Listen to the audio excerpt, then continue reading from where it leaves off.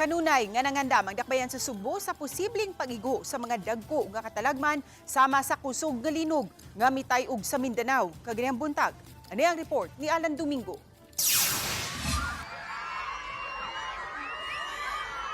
Bantay mo anak, bantay mo diate. Ingon ini ang talan-awon sa mga dapit sa Mindanao nga gitay-og sa kusog nga linog pasado alas 7 kaniyang buntag diin nakamugna og grabing epekto sa mga infrastruktura sa dapit.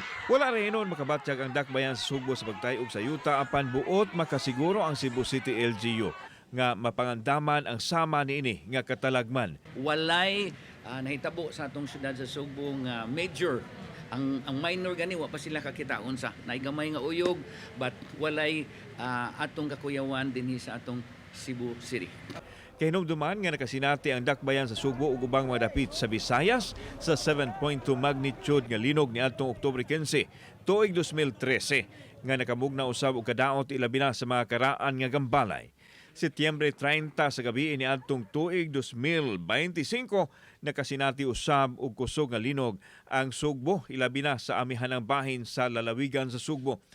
Gipadayag ni Mayor Nestor Archival, apil silang pagpangandam ang tanan nga mga barangay Simbako makasinati usab og dakong katalagman. Apil sa giandam sa LGU ang mga batakang panginahanglanon sa katawhan sama sa pagkaon og tubig. Naamag yun tayong mga drills, especially sa mga dagko. You need to go down. That's the most important thing.